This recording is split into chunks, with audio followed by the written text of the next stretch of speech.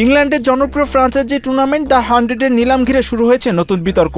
পাকিস্তানের mystery spinner Abrar আহমেদকে দলে টেনে বিপাকে পড়েছে ভারতীয় ফ্রাঞ্চাইজির দল সানরাইজার লিডস।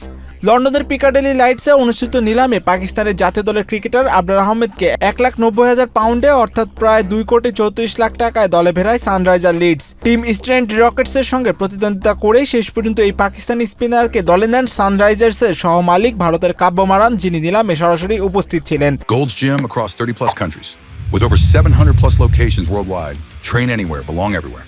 এই চুক্তির মধ্য দিয়ে তৈরি হচ্ছে নতুন ইতিহাসও। 2008 সালের পর প্রথমবারের মতো আইপিএল সংশ্লিষ্ট কোনো মালিকাধীন ফ্রাঞ্চাইজি বা দল একজন পাকিস্তানি ক্রিকেটারকে দলে ভেড়ায়। দীর্ঘদিন ধরে 2 দশকের রাজনৈতিক উত্তেজনার কারণে আইপিএলে পাকিস্তানি ক্রিকেটারদের অংশগ্রহণ বন্ধ ছিল।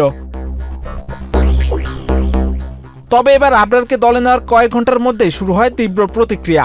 সামাজিক যোগাযোগ মাধ্যমে ভারতের একাংশীয় সমর্থক গোষ্ঠী আসন্ন আইপিএল থেকে সানরাইজার্স ব্র্যান্ডকে বয়কটের ডাক দেন। তাদের অভিযোগ, 2025 সালের মাঝামাঝি সময়ে পাকিস্তানের ক্রিকেটার আবরার আহমেদ ভারতীয় সেনাবাহিনী নিয়ে বিতর্কিত মন্তব্য করেছিলেন। সেই কারণেই তাকে দলে নেওয়ার সিদ্ধান্তে ক্ষোভ প্রকাশ করেন ভারতীয় সমর্থকরা। ইতিমধ্যে শেম অন SRH হ্যাশট্যাগও ট্রেন্ড করতে শুরু করেছে ভারতীয় ক্রিকেটের সমর্থকরা। এরই মধ্যে সানরাইজার্স লিডসের অফিসিয়াল এক্স তাদের অ্যাকাউন্ট হঠাৎ করে স্থগিত করে দেয়। তবে ঠিক কী কারণে এই সিদ্ধান্ত নেওয়া হয়েছে সে বিষয়ে এখন স্পষ্ট করে কিছু জানায়নি এক্স কর্তৃপক্ষ। তবে সানরাইজার্স হায়দ্রাবাদ ও সানরাইজার্স ইস্টার্ন কোপের অ্যাকাউন্ট এখনও সচল রয়েছে।